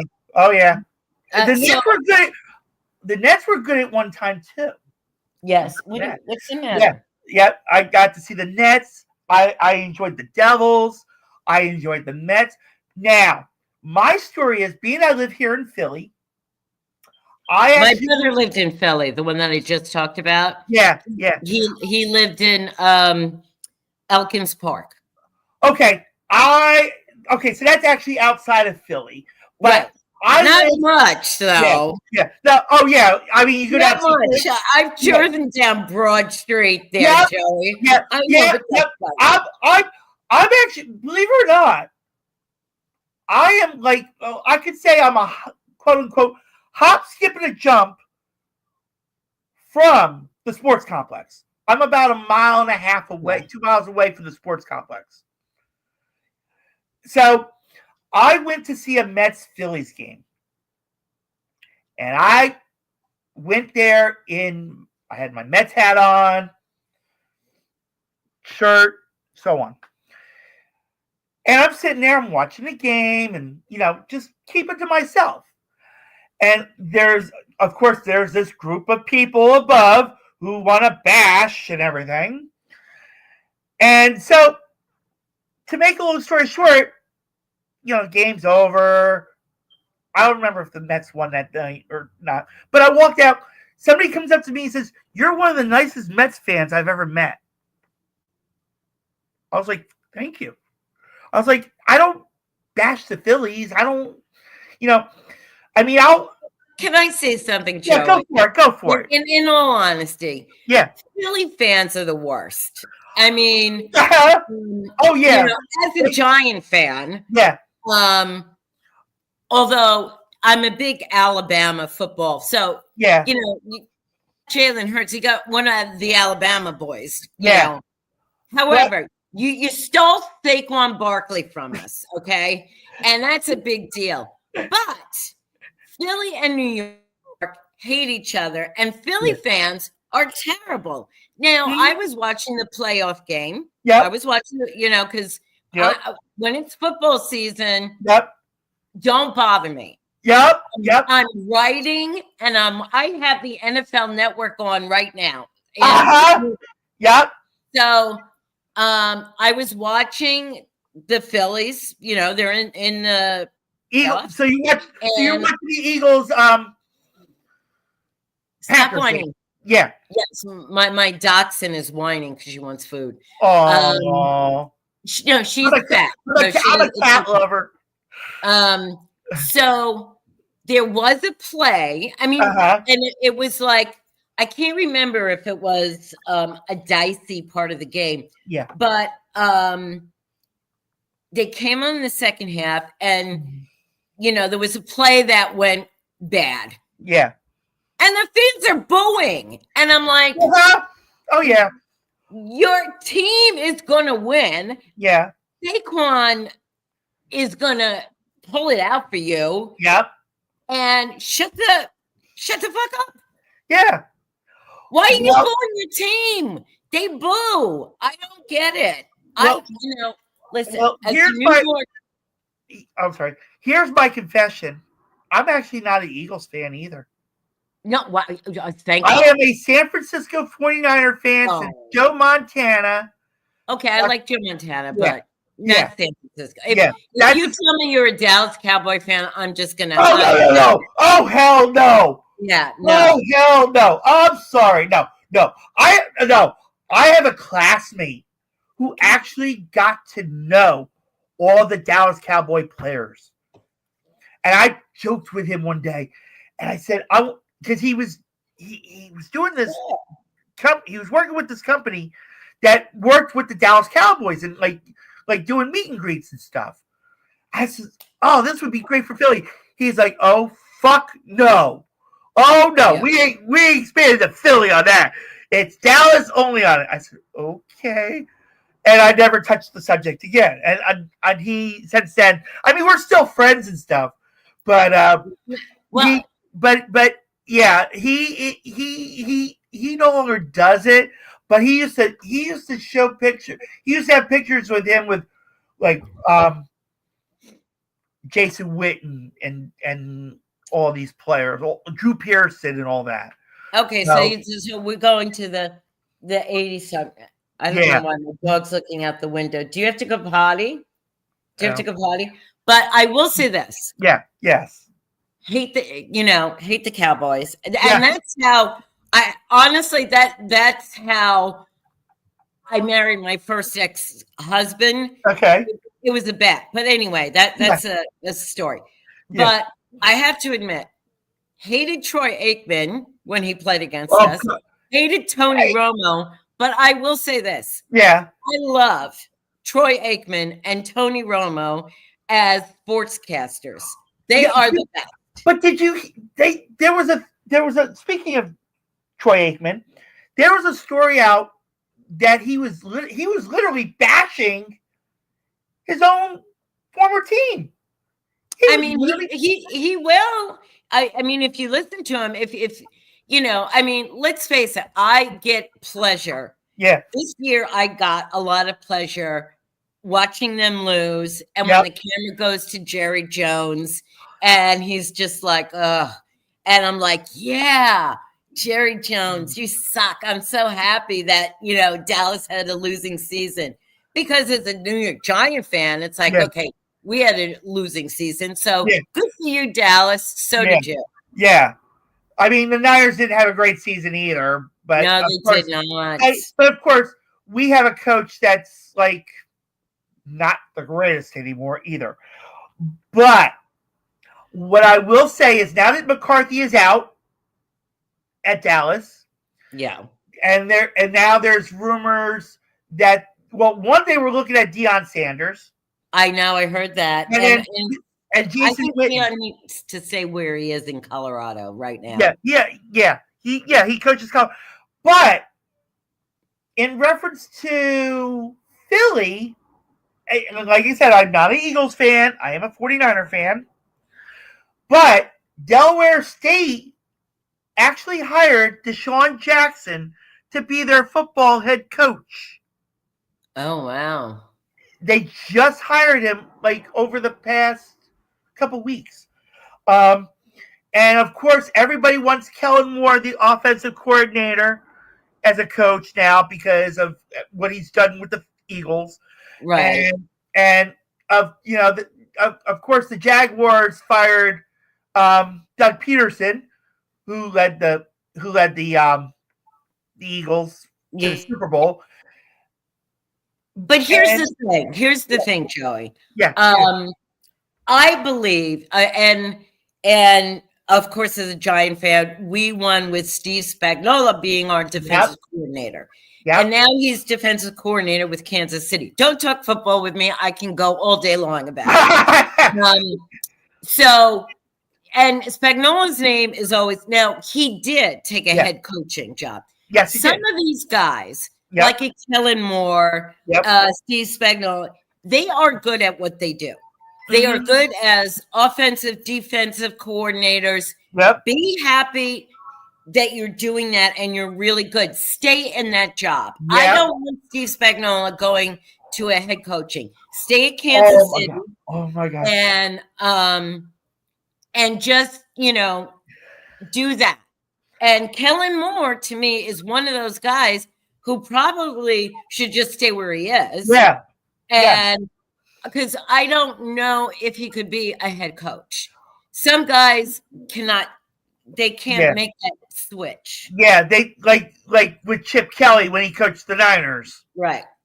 I mean, he went so far downhill with it that, I mean, they fired him. He went to Oregon, all of a sudden made Oregon a good team in college, and then went into like offensive coordinator, and he stayed there. And I'm glad he stayed. Just like Bill Belichick. Nobody. I don't think any dislike. Yeah. As a Jet fan, I hate the Yeah. New England Patriots. Yeah. I hate them. And of course, now, I don't know if you heard this or remember this, and I'm still waiting for it to actually happen. I'm waiting for Tom Brady to shut his damn mouth, even though he's a broadcaster, but he is part owner of the Raiders. Raiders, yeah. So he has to watch what he says. I saw something that he might have to quit Fox, because of his ownership in the Raiders. Yep. So, I hate Tom Brady, but I have the joy of knowing that Eli Manning beat him twice. And as a New Yorker, that's a great feeling. All right, here we go. Now, all right, before I get to this, and believe it or not, we're coming up on 2 hours. Yes, I see. Which has been it's been a very wonderful podcast. I'm going to say that. Thank you. And of course, I'm enjoying. My poor dog. I just have to say this, Joey. Yeah. My dog is looking at me at my back door, right? That goes out to the backyard, and she's giving me a shit look, like, you know what, Mom, you suck. But I know, I don't know why she's looking out there. I was going to tell you before we get to I'm going to get back into football very quickly for a minute. But I want you to promote yourself. Where can people find you in reference to, the Perfection Saga, and, where they can reach out to you if they, want to say, hey, let's talk football, I love doing podcasts, but my books are on Amazon. And you could type in Perfection Saga, or the first book is Playing Hard. The second book is Playing High. The third book will be coming out March, and it's called Playing Rough. And if you use those names, it'll pop on Amazon. My website is perfectionsaga.com. Okay. And there's a link to buy the book.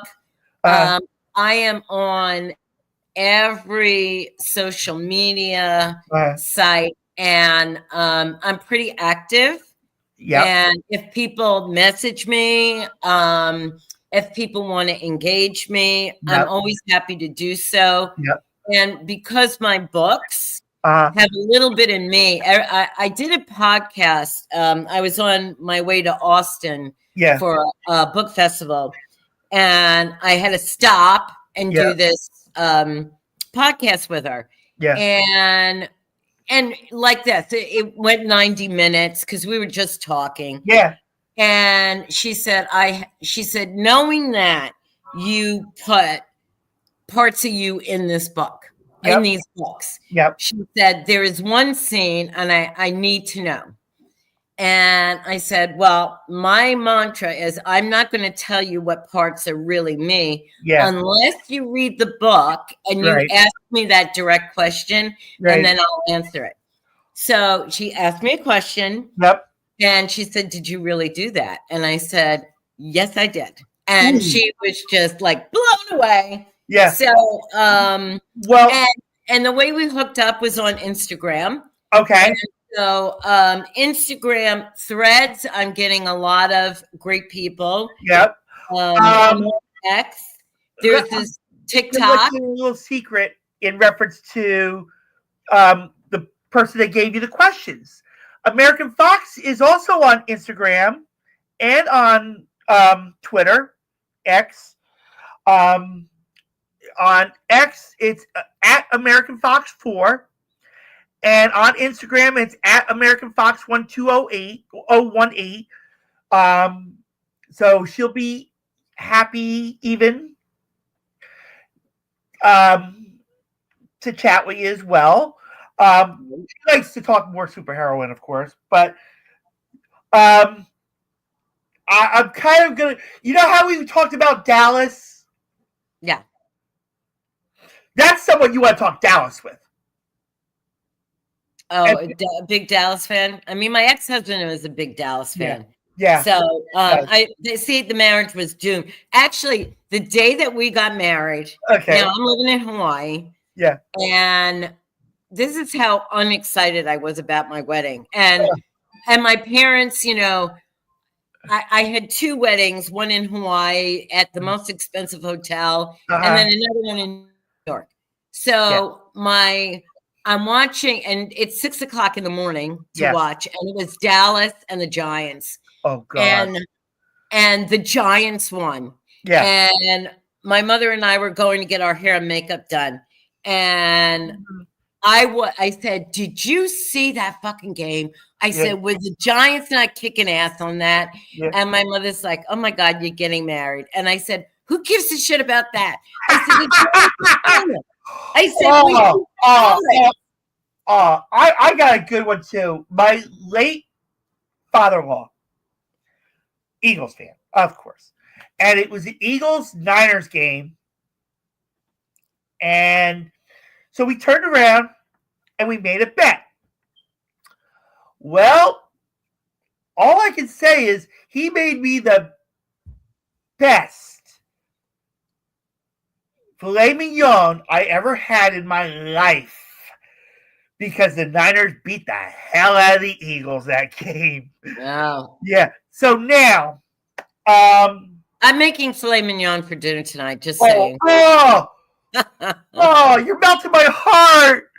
I do cook and I bake, so yeah. I miss cooking too. When I had a real apartment, because I live in a rooming house.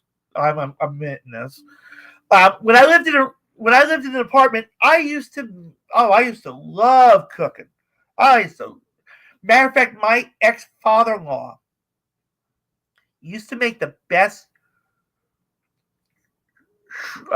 linguine white clam sauce. Oh, love it. Point I can't eat where it, I actually had he gave me the recipe, and I tried it. I made it twice, and it actually turned out really, really good. I was amazed. It's very easy to make. It's very easy to make. Yeah. As an Italian girl, come on, it's easy. Hey, I'm half Irish, half Spanish. Okay. Well, so, I think I'm the best combination that it could be. We're going to talk about that then. We're going to talk about that offline. I am. My mother's Jewish and Polish Jewish, and my father was an Italian Catholic, and they are so similar. And in that family is so important. And you know, when somebody comes to your house, my father, it didn't matter who they would come over, and my father would say, "Come on, get something to eat. Eat." And my grandmother on the other was the same way. Yeah. So I had no choice.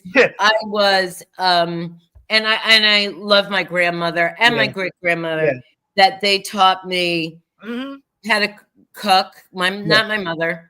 They taught me how to cook and how to clean house, how to these very domesticated things that now I think are, and I taught my daughters this, but it is I think it's a lost art because there's a lot of women now who look and say, "Oh, I don't cook." Yeah. I don't clean house. And it's like, bitch, you should. Yeah. Because a man likes when a woman, it doesn't mean you have to cook every day like I do. Right. But they want to know, hey, you're going to cook dinner. Yeah. He's going to come home to a nice clean house. Yeah. I think that those things are important. Yeah. And it's kind of lost. And to think that you're hey, I get a cleaning lady. It's like, what's wrong with you?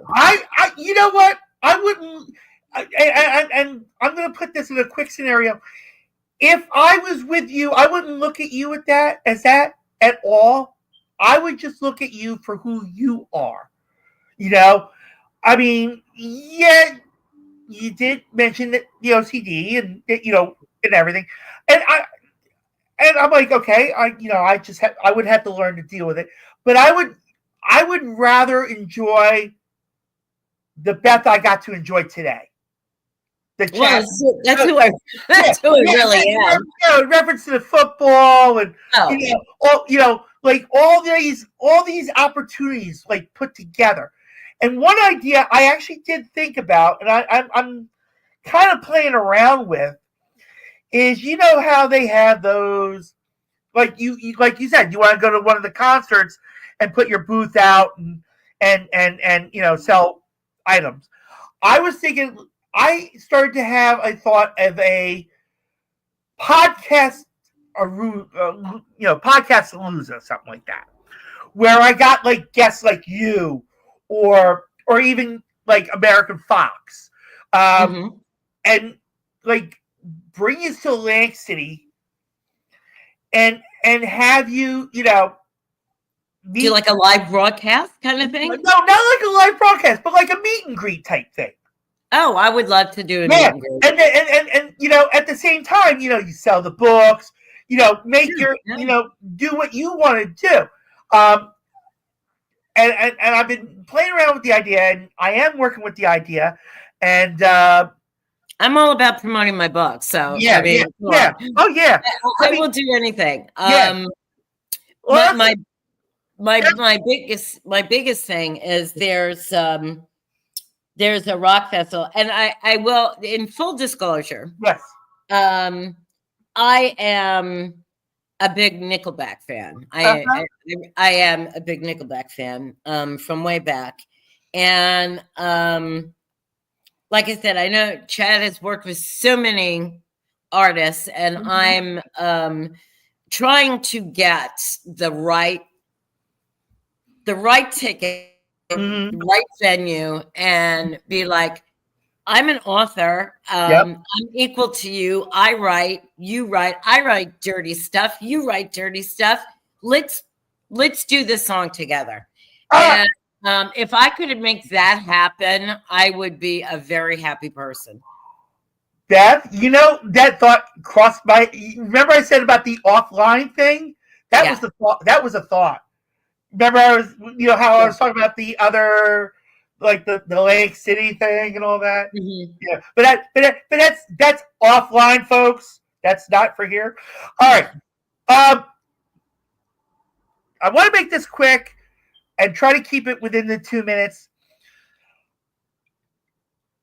Super Bowl Sunday, Eli versus Peyton in the FanDuel commercial. Oh God, I love it. I love with the kicking. Yes. Oh my God, I love it. Win. Who do I think will win? I think Eli will win. Okay. I love both of them. When I went to New Orleans, I went to the Manning's restaurant, and I was like in heaven. Oh my God. Yeah. I love Peyton, and I give the Manning family a lot of credit because they have turned everything into a production company, Eli and Peyton. Yeah. But that one commercial, when they're dressed like the hair that Peyton and Eli are wearing. The latest commercial for the kick. Yeah. Yeah. I just was, when I first saw it, I laughed hysterically. Yeah. I said, this is great. Okay.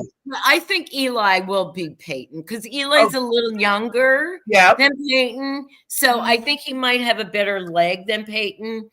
No offense to Peyton, love him, but I think Eli will win. Okay. Now the worst part of it. Okay. Who do you see in the Super Bowl? Okay. Well, I think the Lions. I think Philly will give the Lions a good run at it. Okay. It might be an overtime game. Okay. Do I think it could go? I mean, either way, but I do see the Lions, and I'm not a Lions fan, but those fans have been long suffering. Yeah.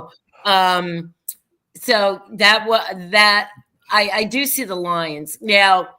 Um, in honesty, Yeah. I am after the Jets and Giants, I am a Kansas City fan. I went to Lambeau Field last year in the winter to see Sunday Night Football to see Kansas City play Green the Bay. Green Bay Packers. Yep.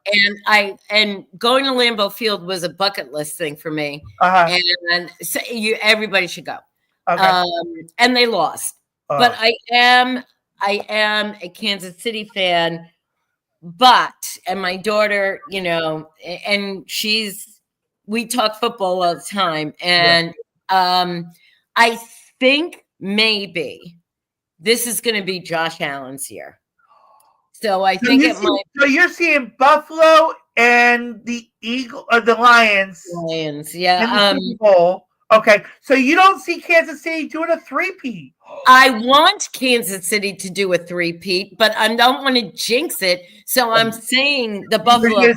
Oh, you're gonna say this is Buffalo's time. Okay, right. But I'm rooting for Kansas City. All right. In full disclosure, Kansas City. Okay. I see, and I said this to my coworkers because Beth. I work at Amazon, believe it or not. I actually work at Amazon. I work in the sortation centers. Well, then you can see where my book is. Yeah. Well, actually, I don't because it's in the box, so I don't see it. I don't see it per se. But I work in a sortation center where I'm loading and unloading the trucks. So okay, yeah. And then once in a while, if I work a lane, I'll see the boxes, but. The only way I would see your book is if it wasn't boxed. But yes, I do work at Amazon, so I tell them, and this is how I'm stating it. I even say this on the bus coming home. I see it. I see the championship game coming through Philly. I do not see it through Detroit, only because Washington. Yeah, they shook up Tampa Bay. I know, and I was rooting for Tampa Bay. I like Baker. I like Baker. Washington has been tough with the Eagles and split the series for the year. I would rather see a championship game in Philly than in Detroit. Because if Detroit beats Washington and Philly beats the Rams, Philly goes to Detroit, and an indoor stadium gives the Lions more advantage. Yeah, it does. Who wants to play in Philly? In a snowstorm, possibly. Yeah. So, unfortunately, it's not supposed to snow. It might rain. But, make a long story short, I do see a rematch of Kansas City and the Eagles. Okay. I mean, I would be okay with that. Yep. I just... you don't want to jinx them, and I understand that. No, but I do think, and trust me, I watch every game. Mm-hmm. I watch reruns. The NFL Network is on my TV. Reruns. We have it at work. They have it in the break room. Yeah. So I only watch because I'm writing. Yeah. The only thing I don't watch anything with a story because I don't want it coming. So right. I watch football. I watch football all the time. And I'm looking forward to, unfortunately for me, I live in Alabama, and Alabama is king here. Yeah. And unfortunately, you had a great coach in Nick Saban too. I know. I wish he didn't go. Yeah. Like I said, we got so much in common here that I didn't think would happen. Yeah, no, I love Nick, and I wanted to go to Alabama, believe it or not, when I was graduating high school. Yeah. I picked all the biggest. I picked Alabama, Ohio State, Miami, Maryland, and USC, and it was all because of their football teams. Right, yeah. So I eventually got here to Alabama. So, but Tuscaloosa is about 3 hours away from me. Yeah. But I get excited for the college playoffs. I mean, it's going to be Ohio State versus Notre Dame. I hate Notre Dame, so I hope Ohio State kills them. Yeah. Yeah. I mean, in reference to the only time Notre Dame was really, really good, and yes, I'm dating this back a long time ago. Okay. The Lou Holtz days. Lou Holtz, sure. Yeah. He was a great coach. Yeah. Yeah. We have got over 2 hours, and I'm feeling bad for the puppy now because the puppy, poor puppy's like, you kept my mommy on too long. As much as you want to get to know her and everything, she's being mellow. She's down faced by the couch, and she's like, that bitch is gonna take me out sooner or later. Yeah. So I'm gonna let you take the puppy out. I had such a great time chatting with you, and you're welcome to come on anytime. Well, you invite me and I'll come. You invite me and I'll come. And we're going to talk more offline because, like I said, there was so much in common. I really enjoyed it. You didn't think that I was going to be that girl, did you? Do I think? You didn't think I was going to be that girl that I can talk on any subject that you give me. Okay. No. But I'm talking about in reference to the offline thing I'm talking about. That's what my thoughts are at right now in reference to it. But I mean, of course, I'm going to be as careful as I can when that happens. But I mean, it was a blast. And whenever the new books come out, you want to come on, you let me know. I kind of like. There's one thing on offline I might talk to you about because I got some traveling time I need to get rid of, quote unquote. I got some plane travel, I'll call it, and I kind of want to. I will be honest, very quickly. Not last year, 23. I actually spent a night in Dallas. I did not go I went from the airport to the hotel, back to the airport. I did not leave that room for any reason whatsoever. Oh, Dallas is actually a pretty cool city. It's funny that you mentioned that because my bestie, who she does, well, I'm going to be doing a bunch of romance conventions, which is geared for, obviously just women. I mean, guys can come, but it's a romance convention, and women want the romance, and they want the what we call it is spicy or smutty romance, which is yeah. So, is any of those stops like close to Fort Worth? Well, what? No, I mean, I might be I know I'm going to Orlando, and I have a brother that lives there. I'm going to Massachusetts, and I'm hoping to get in one in Anaheim, Milwaukee, and Connecticut. There's family there.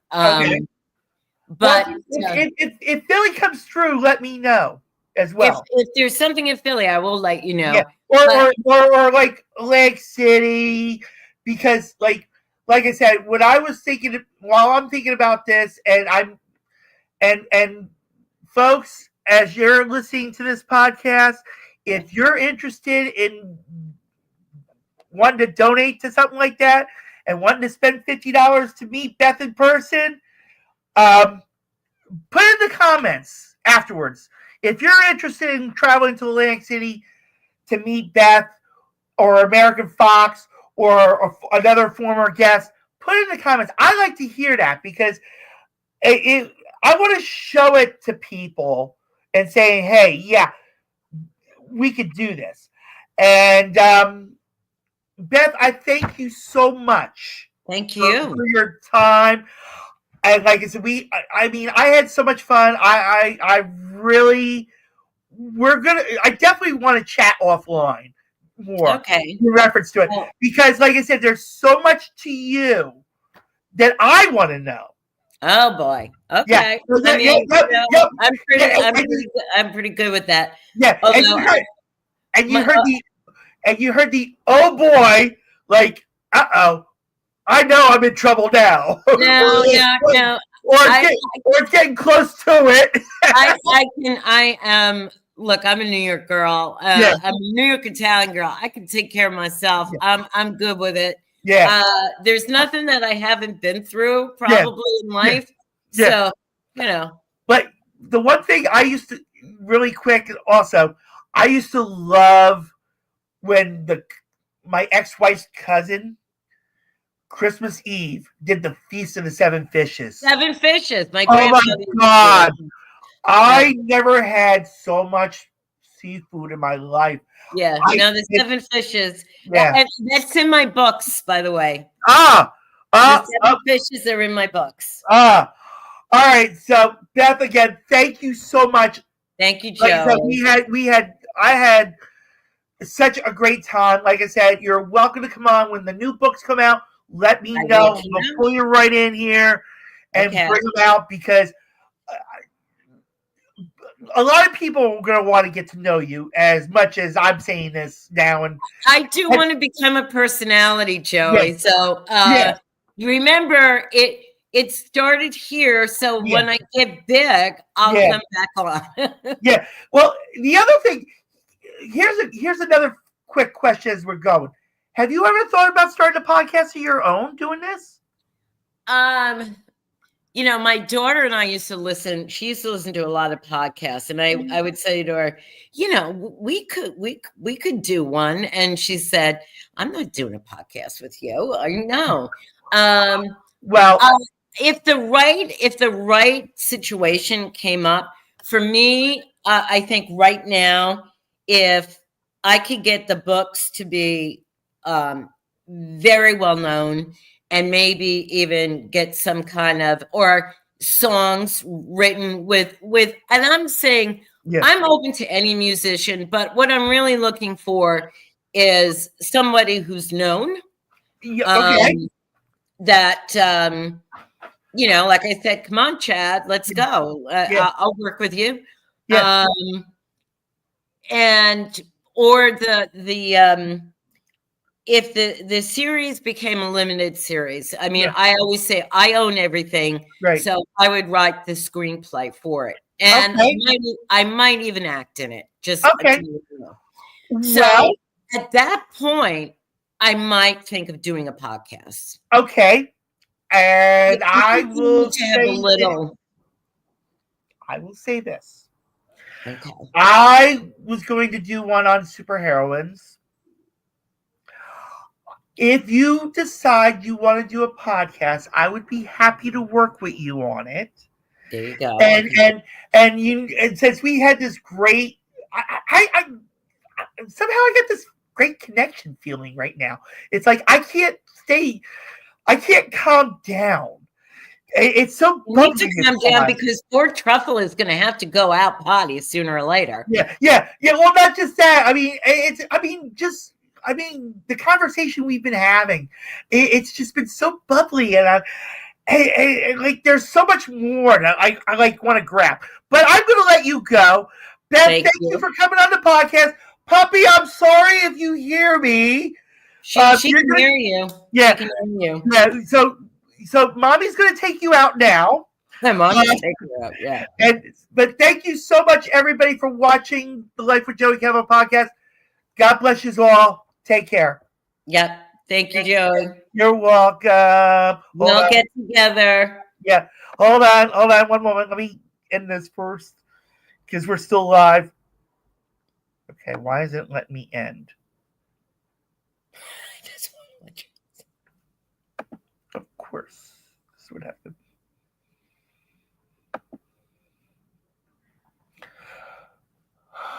Okay. I mean, it stopped it. Okay. So I'm going to send you the video. Okay. You go walk doggy, Thank you. and We'll keep in again- touch. We'll keep in touch. Oh,